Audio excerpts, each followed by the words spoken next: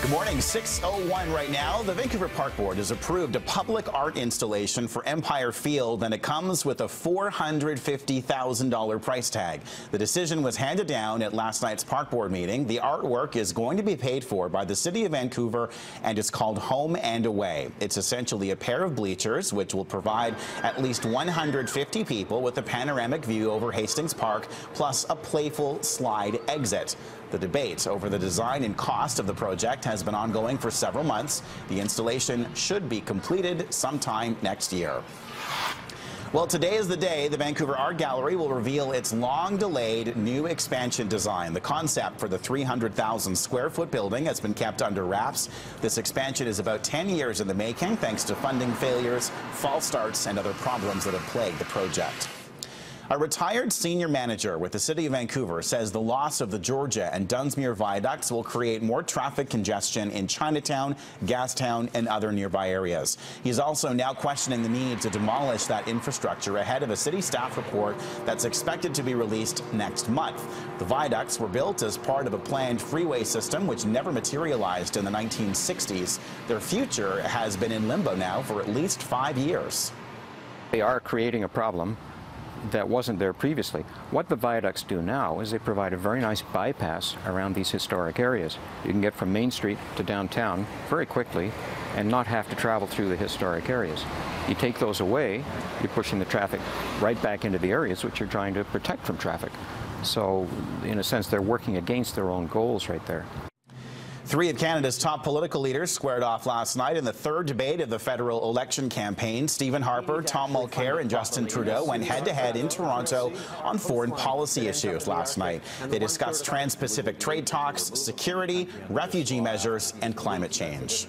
Are you serious? We have a great relationship with the U.S. administration. I have a great relationship with President Obama. And by the way, the Americans have never said otherwise, and neither have we. This is just an invention. In fact, what we have actually been able to do is stand up for our interests on things like Keystone while pursuing a broad range of initiatives with our American partners.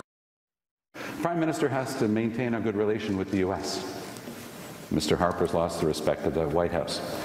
We have to make sure that we have a place on the world stage. We missed our turn on the Security Council. We have to take care of the defining issue of the age, which is climate change.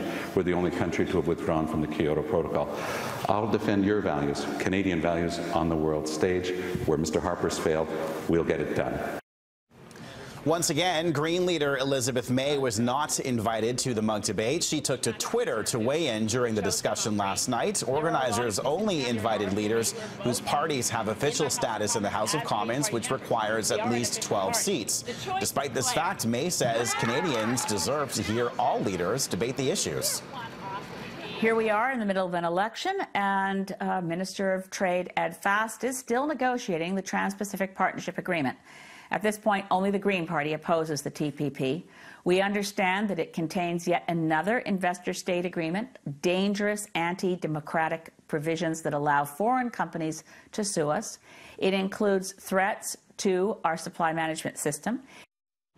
An Ontario man has been identified as Vancouver's 13th homicide victim of the year. 30-year-old Zweli Nawin was shot and killed in a brazen attack on Sunday afternoon outside a strip mall on King Edward Avenue near Oak Street.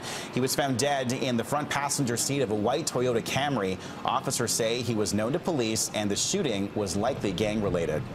We do believe that he originated in Ontario or is from Ontario.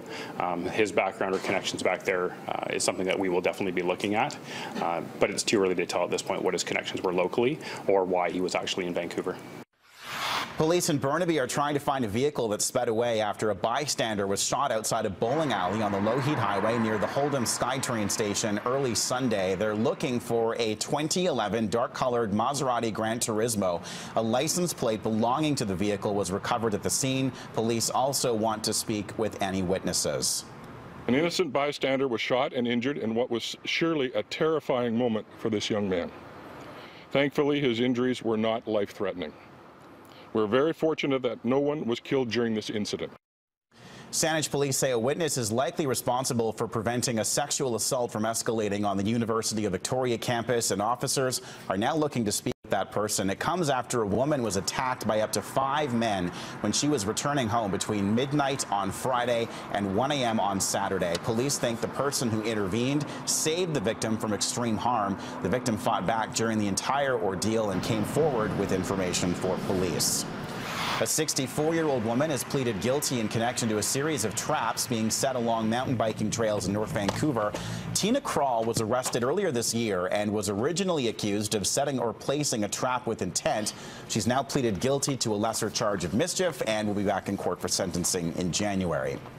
BC Ferries is extending its pilot program for foot passenger reservations on its routes around the southern Gulf Islands. The company expects the program to continue until March of 2016. It'll mean walk-on passengers will continue to have the option of a free booking service, guaranteeing them boardings on sailings from Tawasin.